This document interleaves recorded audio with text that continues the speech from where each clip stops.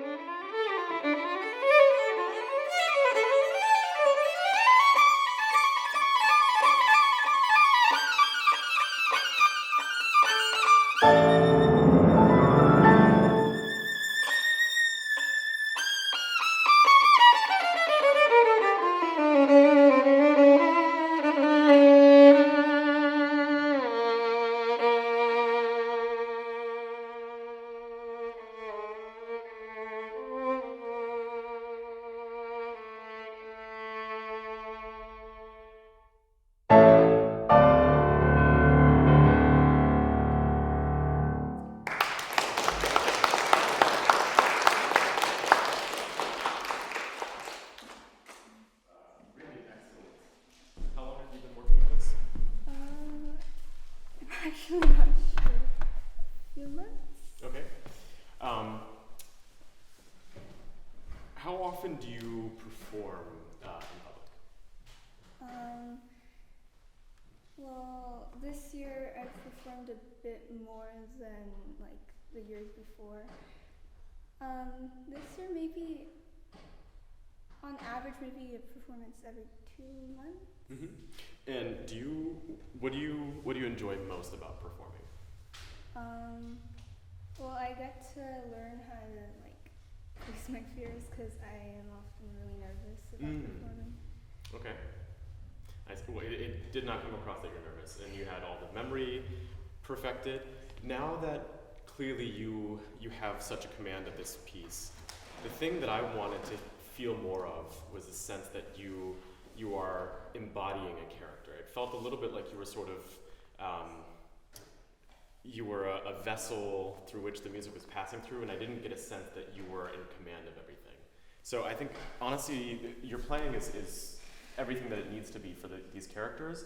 It's really about how you carry yourself physically on stage. So when you first come on stage, I think it's important, there's a sense of danger and of spontaneity at the very beginning. So I want you to physically show us the character that you're conveying through sound. Can we just go from the very opening?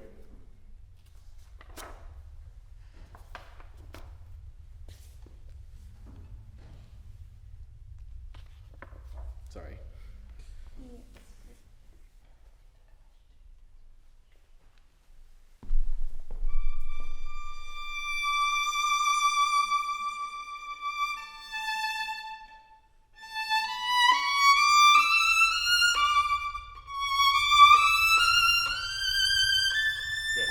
So with your eyes and with your entire posture, how do you what are you trying to convey to us in this opening? I feel like, this whole piece, I feel like it's about someone who's like looking at their past, about when they love someone and they're being really emotional and like thinking about the really sad and happy moments, and sometimes getting really angry at their past lover. So I feel like in this part, it's like they're beginning to start to get lost in a daydream where they begin to think about the past. Very, very vivid, and I totally agree. Physically, how do you represent that? I'm not sure exactly. I think that at the very opening, one, I think it's both a factor of you going with your memory, but sometimes your eyes are kind of darting around a little bit. And what we want as performers to understand is the sense that you have this kind of singular focus off in the distance. So feel like you're drawing people in. If your eyes are moving too much, we get a sense that we can't focus on you or something. So give us a sense of like, you are the pillar. You're experiencing all these things, but we have to keep our attention solely on you. And then on top of that, in all the silences, be conscious of how your body is moving. Use that as an opportunity to kind of intensify the attention.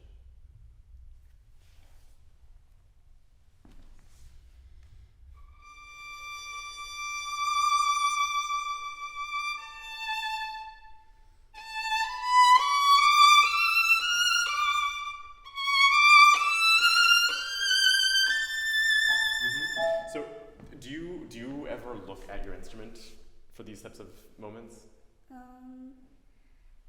Not all the time, but like I look in the beginning. Sure, you don't have to. I would say sometimes if you're looking just directly out at the audience, it might be a little disconcerting. What's often a better technique is if you look kind of at the top corner of the room. So if you need to look out, don't look at any single person, but look kind of at the very balcony, I guess.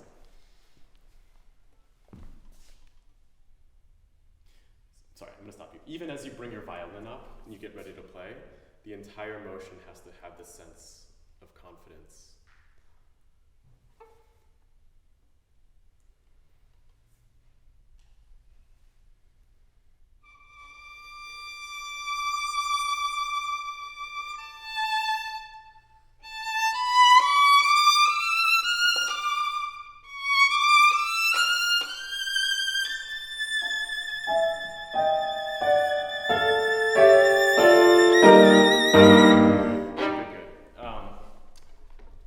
think still sometimes as you're playing, you're leaning forward a little bit. We get the sense that you're almost a little unsure of the posture. So give us the sense that you have everything available to you. And just play. And then also in this, sorry. We don't know where the music's going. Don't continue too quickly.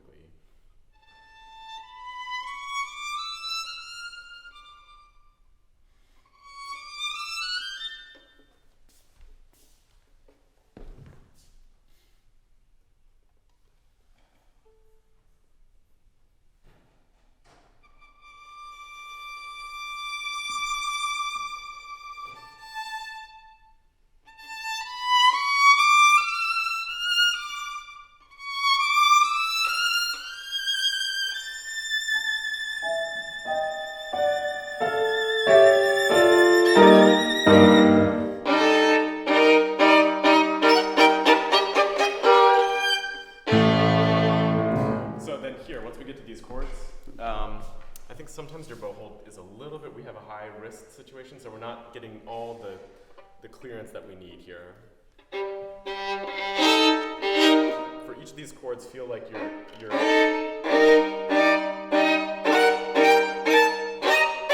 yes, so especially as you get higher here, you're just kind of throwing the bow at the string as opposed to really gripping it. And I think often to do that, you have to kind of allow your wrist to sink down. So all that kind of stuff. So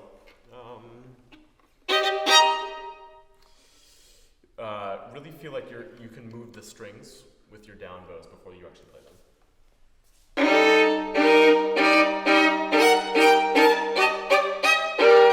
Yes, and then the last ones.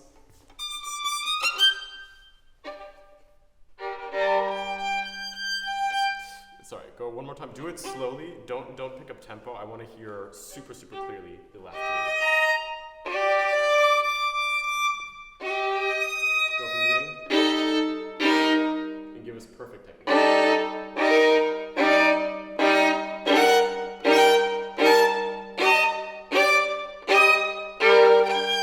Right. So unfortunately, the last few still need a little bit of clearance. I still want to hone in on this idea of performance. So I think even as you're getting ready to play, sometimes your shoulder hunches up a little bit. This has to have a sense of total meditation to it. So take a deep breath. And in the exhalation, that's when you can get ready. Instead of feeling like you have to lean forward to the audience, they have to come to you.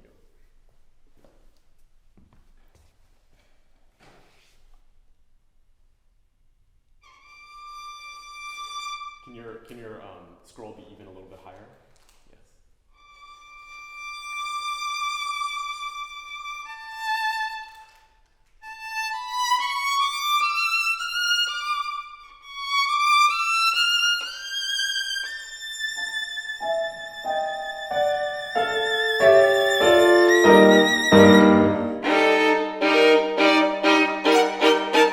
Good. Okay. I love the posture. Now, focus on how you're finishing notes. How you finish notes and how you finish little phrases, that has to be equally as potent as the start of them. You're really great at starting the tone and continuing, but not so much at ending. So let the silences and the ends of notes be a tool.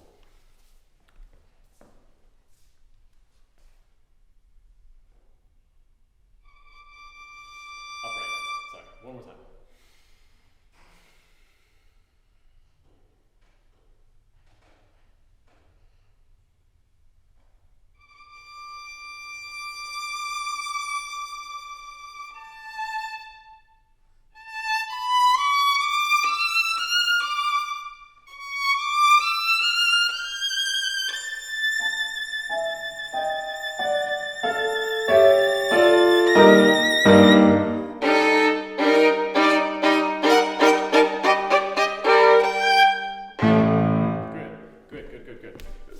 Still, I think the ends of notes and the ends of phrases can be even more.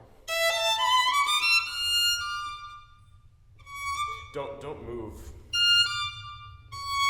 because then we don't get the sense of danger. Stay there, and then move.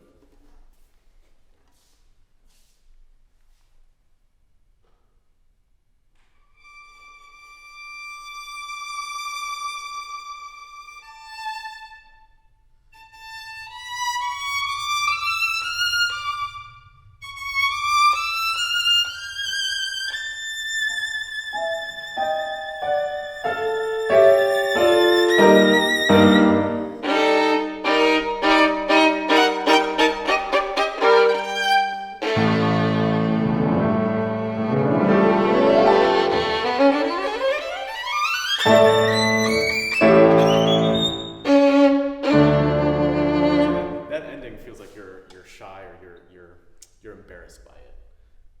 Really just go for it.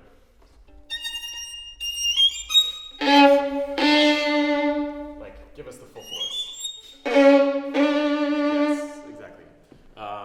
Try this run one more time.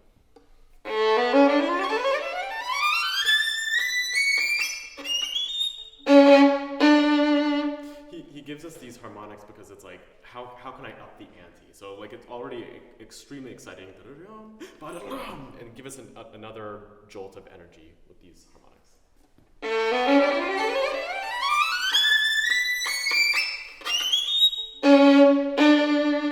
Good. And then make sure to always play, finish the first phrase, I guess.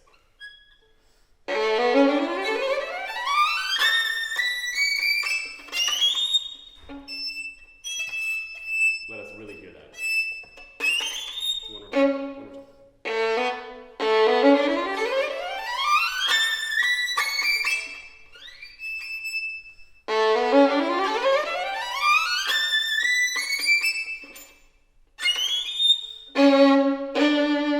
Excellent. Good.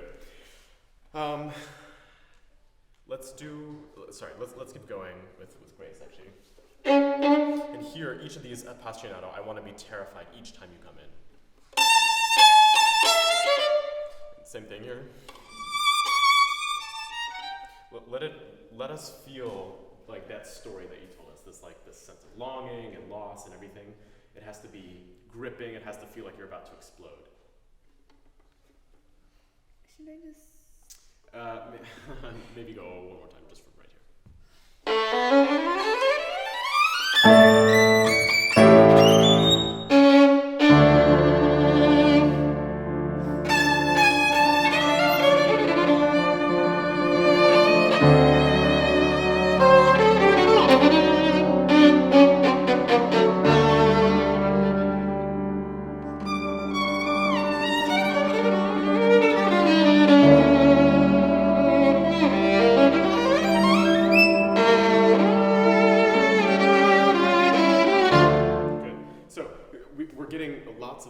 Accents in the starts of notes. Now the extra thing that can make you seem even crazier is this ability to hit an accent, drop, and then crescendo through. So I'm thinking especially these sforzandos.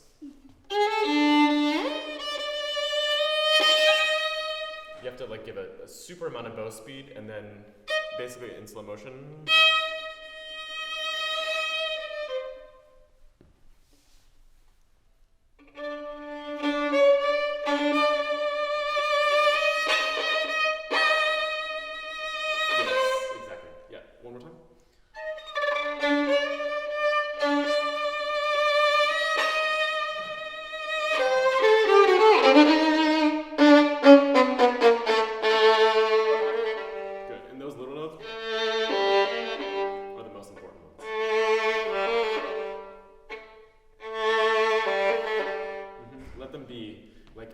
You're not ready to let go of this note.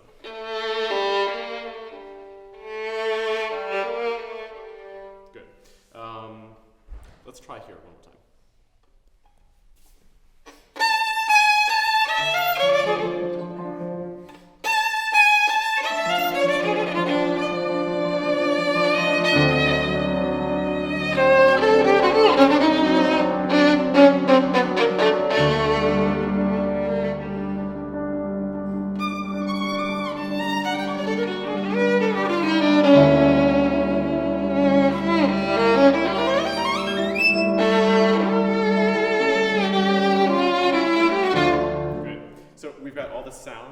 For us. Now the visual, I think you're still, it feels a little bit like you're being, you're not using your body in the way that you should. So here, this is all, essentially this is improvised stuff, right?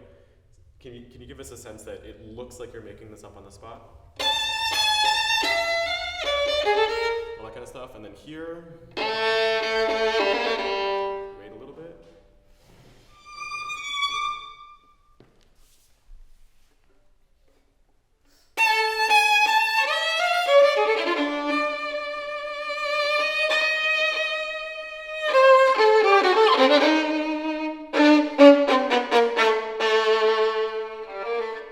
Try that one more time, where your body is, this is extroverted here, right? Give us a sense that you are projecting upward.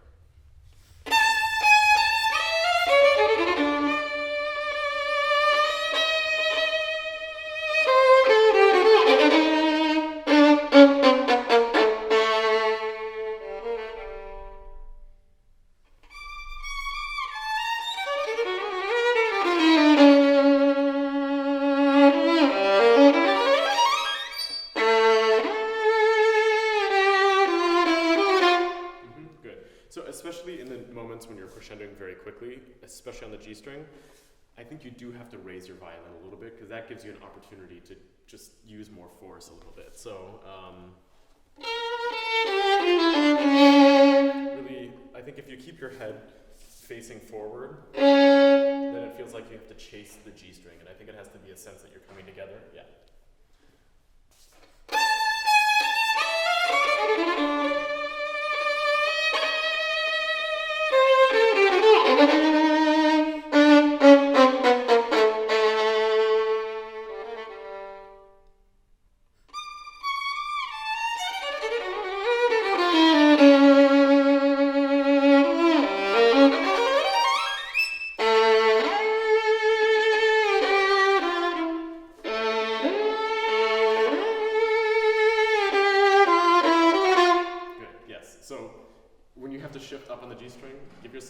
The benefit of gravity. So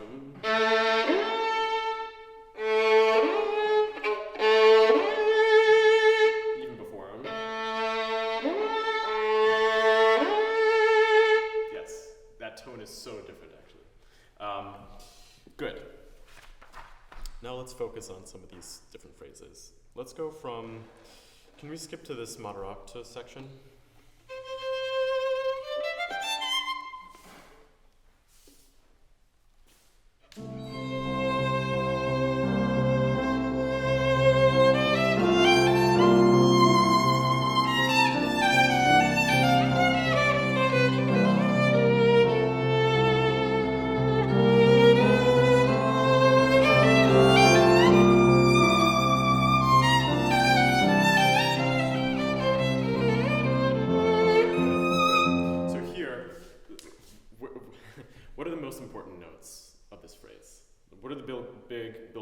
And what are you trying to bring out?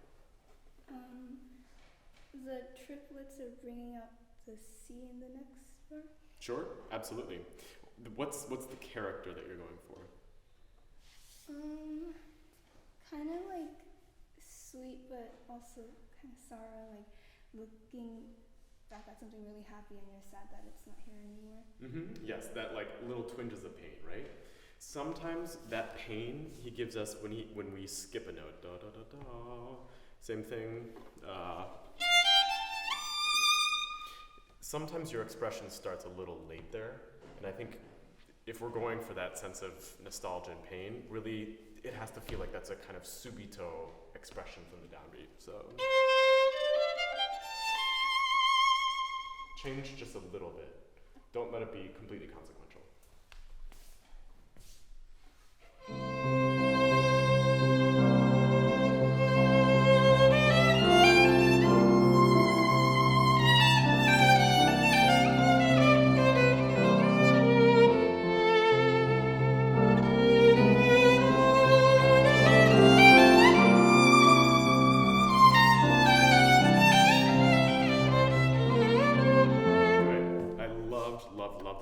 This one was maybe not quite as potent.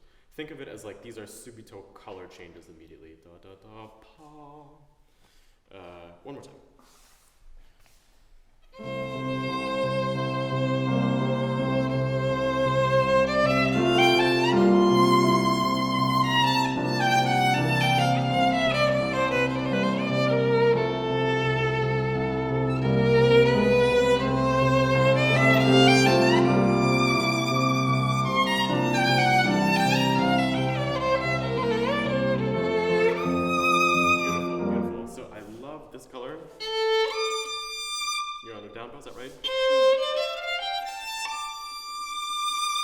Sometimes you have a very good start to the note, but then you're not able to sustain it in the way that you want. I think sometimes for these super long legato notes, you think about dropping your elbow a little bit so you can get a different draw to the sound.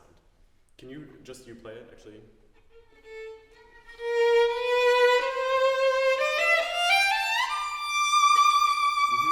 Good, yeah, so you start with a maybe slightly higher elbow. And then start to think of it as almost like you're trying to scoop out with your elbow. Yeah. Maybe just play that note.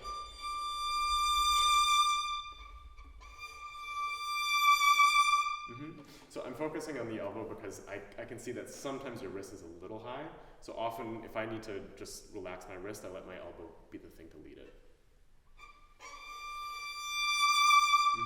So eventually your wrist should look, sorry, let's see if I can. You can start to, yeah. Yes. Yes. Try one more time from here.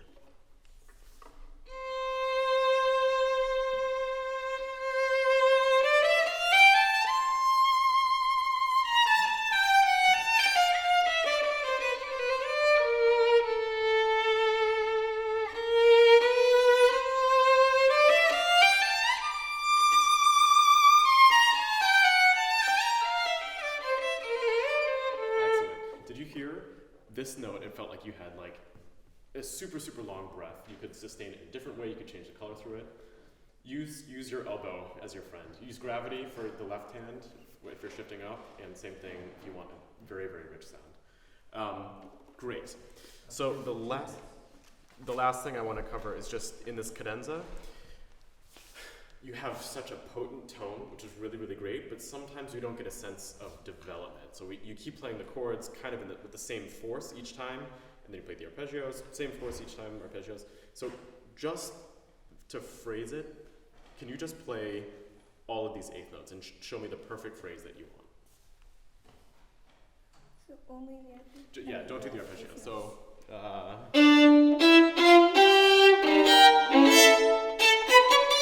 that kind of stuff.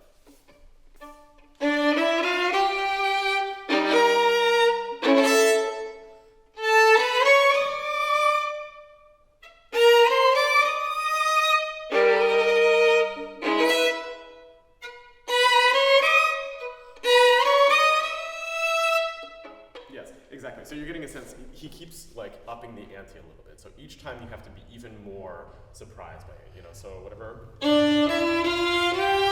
That's still kind of expressive yearning, right? And then it's like, oh, this is the answer. Declamatory. Sorry. Each time even more elevated. So sometimes it's more bow speed, sometimes it's more pressure, sometimes it's starting even less and then crescendoing more.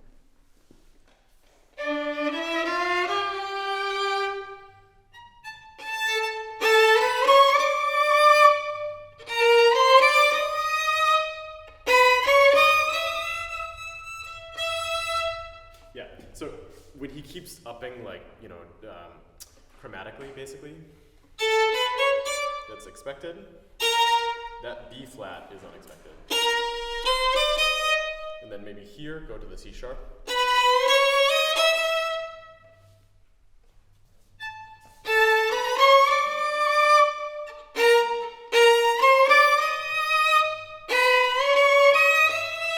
Yes, yeah. So as you practice this, you know, obviously focus on the technique, but sometimes all of these have to be phrased perfectly. So just, you have everything you need. You have all the technical things, you have a great tone.